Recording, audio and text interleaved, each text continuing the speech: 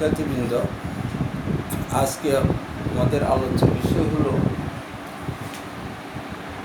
গ্যাসের গতিতত্ত্বের স্বীকার্যসমূহ এবং গ্যাসের বিভিন্ন প্রকারের আণবিক গতিপথ এবং গাণিতিক সমস্যা ও এর সমাধান। আমরা প্রথমে আসি গ্যাসের গতিতত্ত্বের স্বীকার্যসমূহ। বোর্ড লক্ষ্য করো। 1 নম্বর স্বীকার্য হল সকল গ্যাস অসংখ্য ক্ষুদ্র গোলাকার স্থিতিস্থাপক কণা দ্বারা গঠিত। এসব কণাকে অণু বলে, তবে নিষ্ক্রিয় গ্যাসের ক্ষেত্রে এসব কণা পরমাণু। একটি গ্যাসের প্রতিটি অণুর আকার ও ভর একই।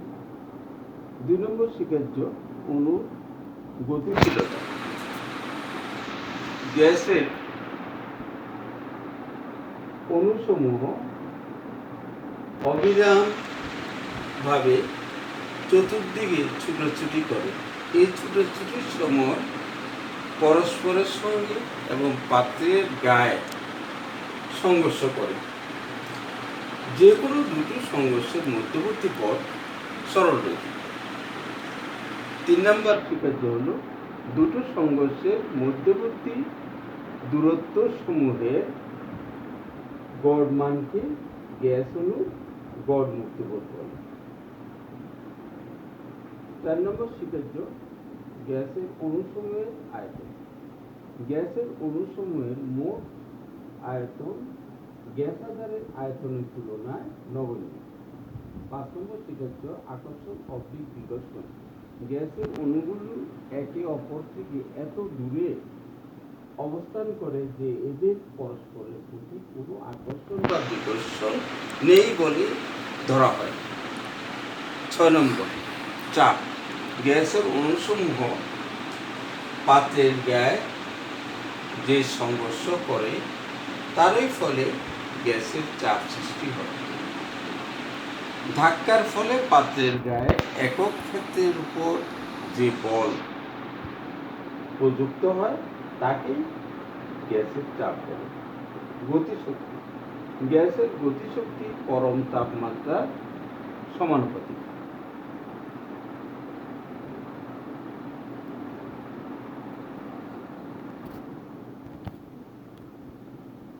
আর অভিকর্ষণ শক্তির প্রভাব। গ্যাসের অণুগুলো গতির উপর অভিকর্ষ শক্তির কোনো প্রভাব নেই। এরপরে আমরা আসি গ্যাসের গতিতত্ত্বের স্বীকার্যসমূহ। শেষ 8টি স্বীকার্য আমি এখানে হোয়াইট বোর্ডে লিখলাম, তোমরা এগুলো লক্ষ্য করো ভালো করে, এগুলো ভালো করে শিখবা। গ্যাসের বিভিন্ন প্রকারের আণবিক গতিবেগ। গ্যাসের বিভিন্ন প্রকারের আণবিক গতিবেগের মধ্যে 2 রকমের গতিবেগ আছে। একটা হলো গড় গতিবেগ আর বর্গমূল গড় বর্গ গতিবেগ। এখন আমরা আসি গড় গতিবেগটা কি আসলে। কোনো গ্যাসের অণুসমূহের বিভিন্ন গতিবেগে পাটিগণিতীয় গড়কে সেই গ্যাসের অণুসমূহের গড় গতিবেগ বলা হয়। মনে করি একটি গ্যাস আধারে n সংখ্যক অণু আছে, তাদের গতিবেগ যথাক্রমে C1, C2, C3, C4 ... Cn। সেক্ষেত্রে গড় গতিবেগ আমরা ম্যাথমেটিক্যালি দেখাতে পারি। C বার গড় গতিবেগকে আসলে C বার দিয়ে প্রকাশ করা হয়, equal to C1 plus C2 plus C3 C4 plus C4 ... plus Cn পর্যন্ত ডিভাইডেড বাই n। n মানে অণুর সংখ্যা, কতগুলো অণু আছে তার সংখ্যা n দ্বারা প্রকাশ করা হয়। গড় গতিবেগ C বারকে নিম্ন সমীকরণ দ্বারাও প্রকাশ করা হয়, যেমন C bar equal to √8 into R into T divided by pi m। এগুলো গড় গতিবেগ। এরপরে আসি আমরা বর্গমূল গড় বর্গ গতিবেগ। এটি ইংরেজিতে বলা হয় √mean square সেই আরএমএস ব্যাগটা কি আমাদের জানতে হবে। কোনো গ্যাসের অণুসমূহের গতিবেগের বর্গের গড় মানের বর্গমূলকে গ্যাসটির অণুসমূহের বর্গমূল গড় বর্গ গতিবেগ বলা হয়। মনে করি একটি গ্যাসাধারে n সংখ্যক অণু আছে, তাদের গতিবেগ যথাক্রমে C1, C2, C3, C4 ... Cn। তখন বর্গমূল গড় বর্গ গতিবেগকে C দ্বারা চিহ্নিত করলে আরএমএস বেগকে চিহ্নিত করলে C = C1 square plus C2 square C3 square plus C4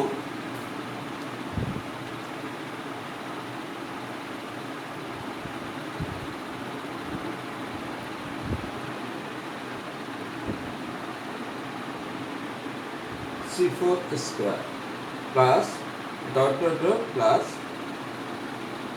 Cn square divided by n। RMS বেগকে নিম্ন সমীকরণ দ্বারাও প্রকাশ করা যায়। C = √3RT divided by n। এরপরে আসি কিছু সমস্যা এবং তার সমাধান। 10 ডিগ্রি সেন্টিগ্রেড তাপমাত্রায় হাইড্রোজেন অণুর বর্গমূল গড় বর্গ গতিবেগ বা আরএমএস বেগ নির্ণয় করো। সমস্যা এটা সমাধান হলো, যে কোনো গ্যাসের জন্য আর এর একক জুল পার মোল পার কেলভিন, তাপমাত্রার একক কেলভিন এবং আণবিক ভরের একক কিলোগ্রাম পার মোল হবে। তখন সি এর মান মিটার পার সেকেন্ডে হবে। C √3RT divided by m। এর মানগুলো বসালে আমরা পাবো, আর এর মান বসালাম 3 × 8.314 জুল ইন্টু A-1 মানে per kelvin per mole into 283 kelvin divided by 2.016 হাইড্রোজেনের আণবিক ভর ইন্টু 10⁻³ কিলোগ্রামে নেওয়া হয়েছে, এই জন্য 10 মানে 1000 দিয়ে ভাগ করা হয়েছে, উপরে নিয়ে গেলে এটাকে 10⁻³ কিলোগ্রাম পার মোল।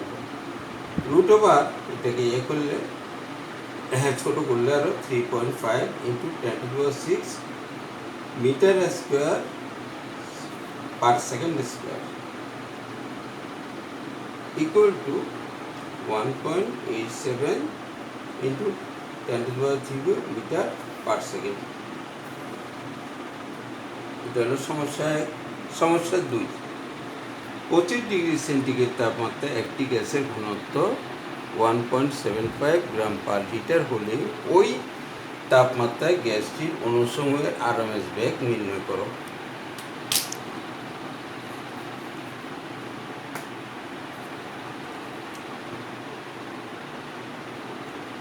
সমাধান হলো এরকম, 25 ডিগ্রি সেন্টিগ্রেড তাপমাত্রায় গ্যাসের আয়তন হয়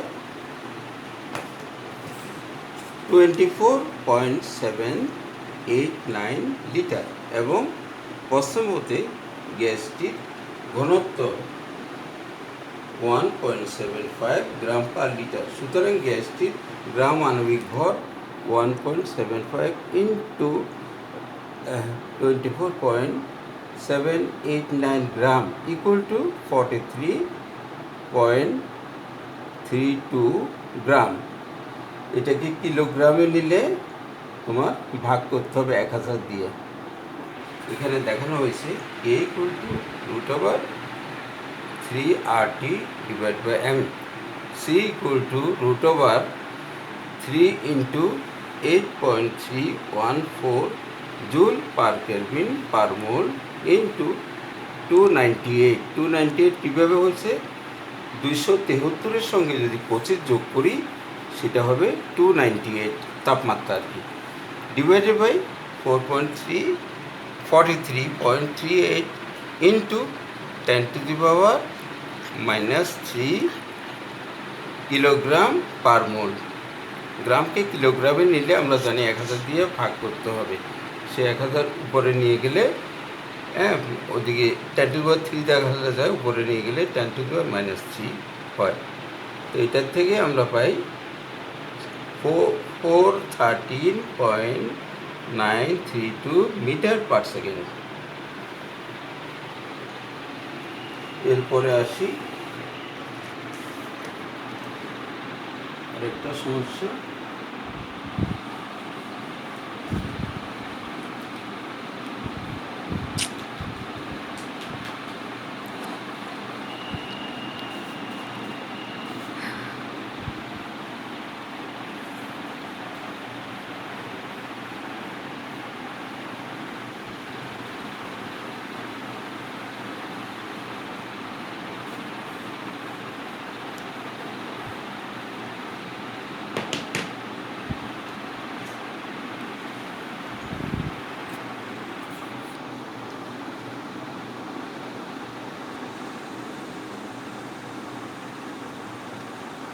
সমস্যা 3,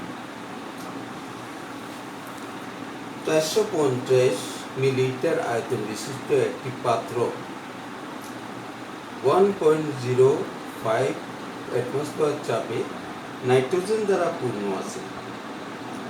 আরেকটি পাত্রের আয়তন 300 মিলিলিটার, এটি 0.79 অ্যাটমসফিয়ার চাপে অক্সিজেন দ্বারা পূর্ণ আছে। তাপমাত্রা স্থির রেখে দুইটি পাত্রকে স্টপ কর্ড দ্বারা সংযোগ করে গ্যাস দুটিকে মিশ্রিত হতে দিলে মিশ্রিত গ্যাসের চাপ কত হবে? সমস্যা লিখলাম না, মুখে বললাম, সমাধানটা বোর্ডে লিখে দিই।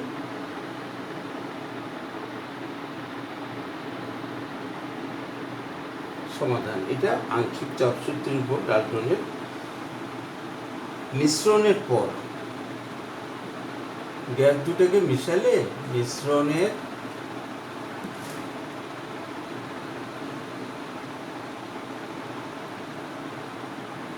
মিশ্রণের পর গ্যাস মিশ্রণের আয়তন সমান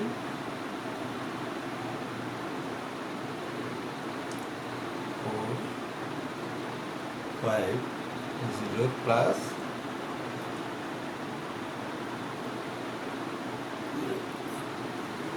তো এটা হবে 0.750 লিটার হবে।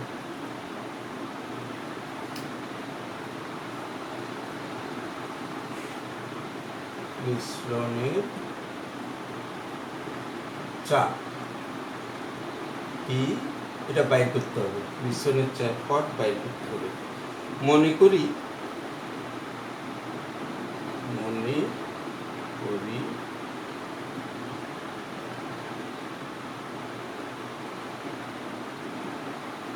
মিশ্রণের পর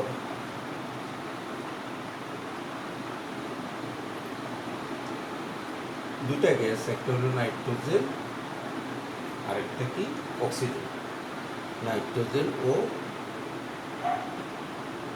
অক্সিজেনের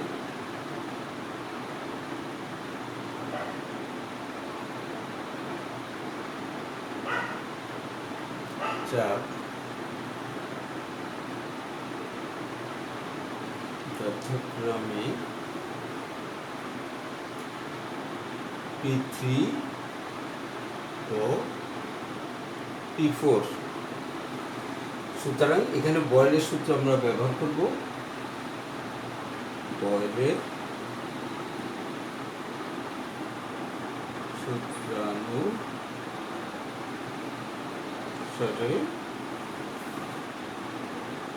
P3 into V P1 V1 তো মানগুলো বসাই দিই সমস্যাতে মানগুলো আছে ওখান থেকে বসাই দিব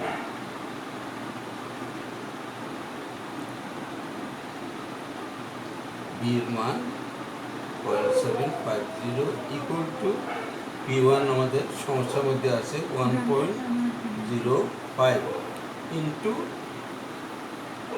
V1 হলো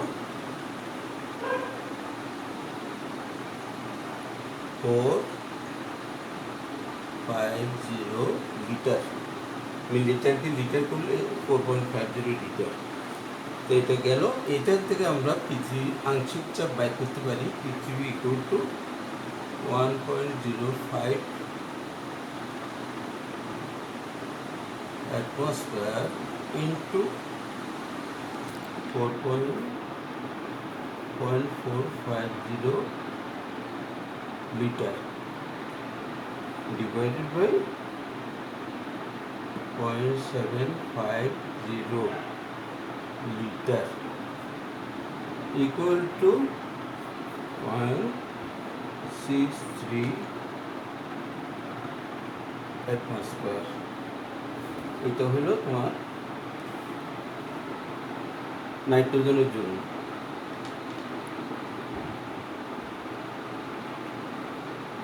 অক্সিজেনের জন্য একইভাবে P4 into V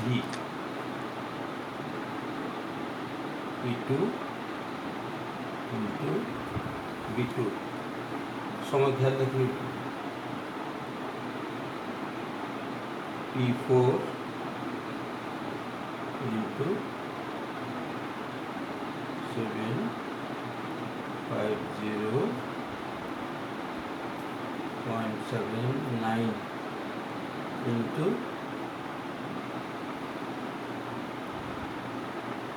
00 লিটার এটা হলো এখানে অ্যাটমসফিয়ার কিন্তু এটা এরপরে P4 এর মানটা এখান থেকে পাবো আমরা P4 equal to 79 into 300 liter divided by 0.750 liter equal to 0.316 atmosphere ডাল্টনের আংশিক চাপ সূত্র অনুসারে আমরা কি জানি P equal to P1 P3 P4 এটা আমরা করছি এটা জানি একটু যোগ করে দিই 0.63 plus 0.316 atmosphere equal to 0.946 atmosphere গেল এটা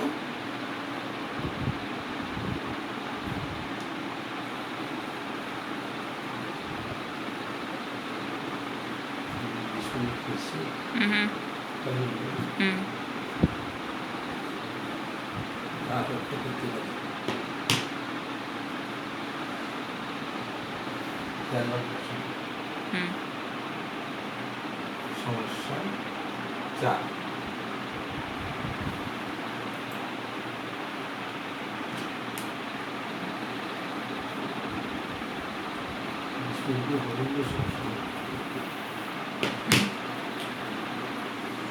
27 সমস্যা 4 27 ডিগ্রি সেন্টিগ্রেড তাপমাত্রায় এবং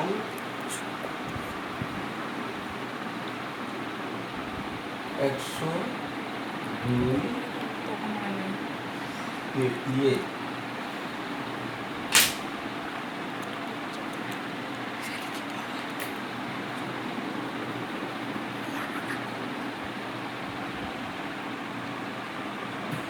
দুশো 50 মিলিলিটার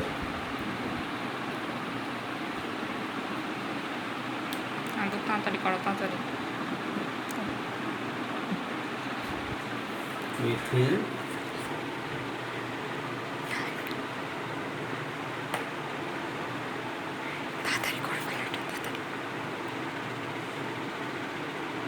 গ্যাসের গড়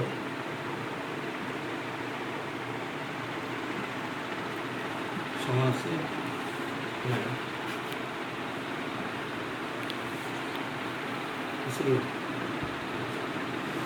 আচ্ছা, এই সমস্যাটা তোমরা নিজে বাসায় বসে চেষ্টা করবে।